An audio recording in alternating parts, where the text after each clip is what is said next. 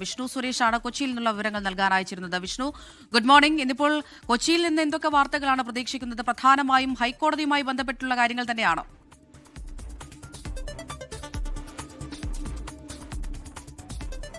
Good morning. കൊച്ചിയിൽ നിന്ന് പ്രധാനപ്പെട്ട വാർത്തകൾ ഹൈക്കോടതിയിൽ നിന്ന് ജില്ലാ കോടതിയിൽ നിന്നൊക്കെയാണ് പ്രതീക്ഷിക്കുന്നത്. ഒപ്പം ഇഡിയുമായി ബന്ധപ്പെട്ടുള്ള വാർത്തകളുമുണ്ട്. ഹൈക്കോടതിയിൽ നിന്ന് സൂരജ്ലാമ തിരോധാനവുമായി ബന്ധപ്പെട്ട് മകൻ നൽകിയ ഹർജിയുണ്ട്. അതിൽ പോലീസ് ഇതുവരെയുള്ള അന്വേഷണ പുരോഗതി അറിയിക്കും. നേരത്തെ കഴിഞ്ഞ തവണ ഹർജി പരിഗണിച്ച ജസ്റ്റിസ് ദേവൻ രാമചന്ദ്രന്റെ ബെഞ്ച് വ്യക്തമാക്കിയത് ഇതിലൊരു DIG തലത്തിലുള്ള ഒരു ആൾ ഹെഡ് ചെയ്യുന്ന SIT രൂപീകരിച്ച് വിശദമായ അന്വേഷണത്തിലേക്ക് പോകണമെന്നാണ്. ലാമ കേരളത്തിലെത്തിയത് മുതൽ ഈ മൃതദേഹം ലഭിച്ചതുവരെയുള്ള കാര്യങ്ങൾ അന്വേഷിച്ച് റിപ്പോർട്ട് നൽകാനാണ് ആവശ്യപ്പെട്ടിട്ടുള്ളത്. അതുമായി ബന്ധപ്പെട്ടുള്ള ഹർജി ഇന്ന് പരിഗണിക്കും.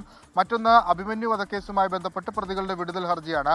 കേസിൽ 8 വർഷമായിട്ടും വിചാരണ ആരംഭിച്ചിട്ടില്ല. ആ ഘട്ടത്തിലാണ് പ്രതികൾ വിടുതൽ ഹർജിയുമായി രംഗത്തെത്തിയിട്ടുള്ളത്. എറണാകുളം ജില്ലാ സെഷൻസ് കോടതിയിലാണ് പ്രതികളുടെ വിടുതൽ ഹർജി പരിഗണിക്കുക. അടുത്ത മാസത്തോടുകൂടി അഭിമന്യു വധക്കേസിന്റെ വിചാരണ ആരംഭിക്കുമെന്നാണ് പ്രോസിക്യൂഷനിൽ ലഭ്യമാകുന്ന വിവരം.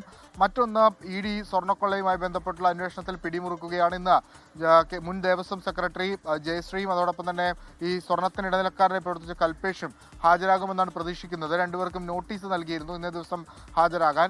നാളെയാണ് ജയറാമിനോട് ഹാജരാകാൻ ആവശ്യപ്പെട്ടിട്ടുള്ളത്. അങ്ങനെ സമഗ്രമായ വാർത്തകൾ ഒരുപാട് സംഭവിക്കുന്ന ഒരു ദിവസമായി ഇന്ന് മാറും. ഒപ്പം ശിവരാത്രിയുമായി ബന്ധപ്പെട്ട ആലുവ മണപ്പുറത്തുള്ള വാർത്തകളും ഉണ്ടാകും. അങ്ങനെ ഒരുപിടി വാർത്തകൾ കൊച്ചിയിൽ നിന്ന് ഇന്നുണ്ടാകുമെന്നാണ് പ്രതീക്ഷിക്കുന്നത്. അമൃത.